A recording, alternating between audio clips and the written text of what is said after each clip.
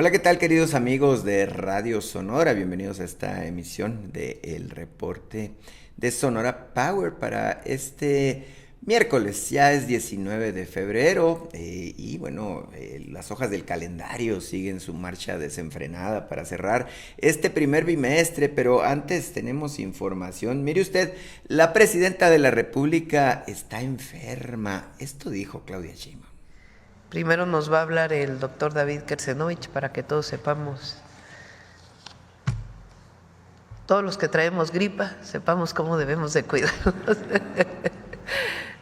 Híjole, y es que este martes ayer tocaba el informe de salud con avances importantes, avances sustanciales.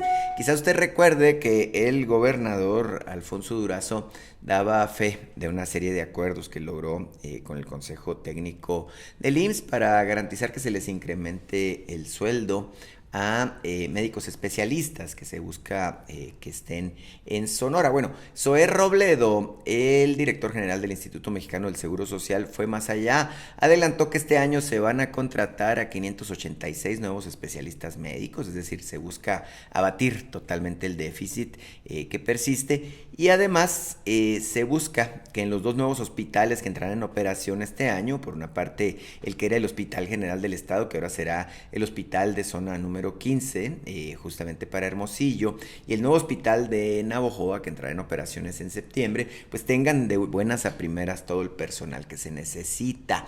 Esto es lo que se informó en la mañanera de hoy. Ahora sí, al reclutamiento. Este año estamos ofertando estas 8,869 plazas de médicas y médicos especialistas. Esta es la distribución de lo que se saldrá a ofertar en unos días más, en lo que conocemos como el draft, el proceso de reclutamiento en donde acuden de todo el país a observar, a conocer cuáles son las ofertas de su especialidad en todo México, en el sistema IMSS, y entonces lograr su contratación. Todas son plazas directas, digamos que a quien se contrata ya va con una plaza. Solo lo ponemos en términos de los estados que están concentrando mayor oferta son la Ciudad de México con 1,169, Chihuahua con 748, el Estado de México con 723, Sonora 586, Chiapas 461, Veracruz 457 y Jalisco 445. La meta es que logremos el 100% de la contratación. Lugares nuevos que tienen que ver con los nuevos hospitales. Una de las indicaciones que nos ha dado la presidenta es que todo lo que construyamos, equipemos y echemos a andar tenga siempre todos los médicos y médicas especialistas, es decir, hacer una muy buena planeación, no solamente desde la lógica de la infraestructura y el equipamiento, sino también de la contratación, porque de nada sirve tener un hospital con el mejor equipo y con insumos si no se cuenta con quienes son los profesionales, hombres y mujeres, que permiten que ese lugar sirva para salvar vidas, para sanar. Entonces, con este criterio es que para tanto los hospitales de próxima apertura en Ensenada, en Hermosillo, en Tuxtla Gutiérrez, en Ticul, en Guanajuato, en Ciudad del Carmen, en Navojoa y en Tula, además de Zaragoza y Puebla, se cuente con estímulos. Para estos primeros hospitales, el 1 de marzo al 26 de febrero del 2026, se dará una compensación adicional de 6,620 pesos mensuales para quienes cubran las plazas de estas nuevas instalaciones y en estos estados. En el resto de los hospitales que se tenga otros niveles de cobertura, también se están planteando estímulos del 50% para médicos especialistas y también para otros estados u otras sedes que no son de difícil cobertura, pero que también se requieren de ciertas vacantes, se están buscando compensaciones del 30%. Hace unos días justamente el subsecretario Clark. Bueno, importante la información que nos da Zoé Robledo. Creo que se está avanzando de manera consistente con la visión que tiene Claudia Sheinbaum, que es justamente que no haya pie a situaciones que sí ocurrieron en el pasado. Mire, en el pasado yo me acuerdo que decían que iban a construir hospitales y nunca los terminaban. Número uno. Número dos, ahí estaba el hospital como cascarón No había personal médico, no había equipo. Bueno, pues entonces, ¿de qué servía? Ahora de lo que se trata es de que las clínicas familiares, los hospitales y toda la estructura opere de manera correcta. Se trata justamente de ofrecerle a la población garantías de que podrán recibir la atención médica que les corresponde por derecho. También es importante decirlo, la salud es un derecho, los medicamentos que se necesitan para atender sus dolencias y bueno, que al final de cuentas se avance en la consolidación de un sistema de salud que ofrezca atención integral para todos. Así las cosas, y no estoy exagerando el punto. Mire, también dentro del informe que se presentó este martes, hablaba el doctor David Kersenovich, que es el secretario de Salud, sobre los importantes avances que se han tenido en abatir, por una parte, lo que es la influenza estacional, también el COVID, que prácticamente cayó a números mínimos, bueno, cómo también prevenir, o por lo menos atender un catarro, ¿no? Que es lo que tiene nuestra presidenta, a quien le deseamos desde acá, bueno, pues una pronta recuperación. Hay mucho trabajo por delante, entonces no nos podemos dar el lujo de parar ni un solo día, y la presidenta lo sabe. Les muestro cómo se ha comportado los casos de influenza comparados con los mismos periodos en años anteriores. En 2021 y 2022 teníamos 136.409 casos, que fue el periodo más severo que tuvimos de influenza. El siguiente año disminuyeron a 69.169 casos.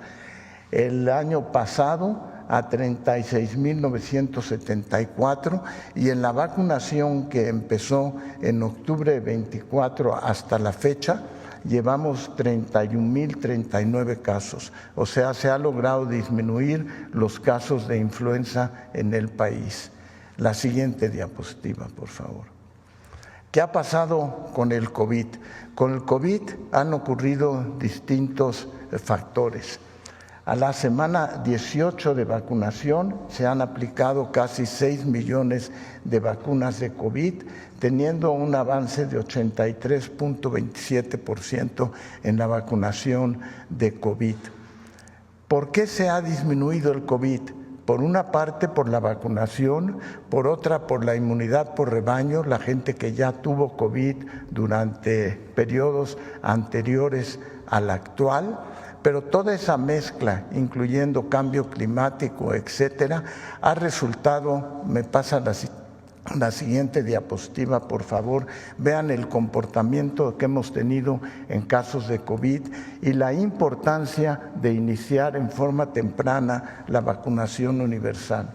En 2021 a 22, que fue el periodo de mayor casos, tuvimos registrados 295.268 casos, disminuyeron después a 67.693.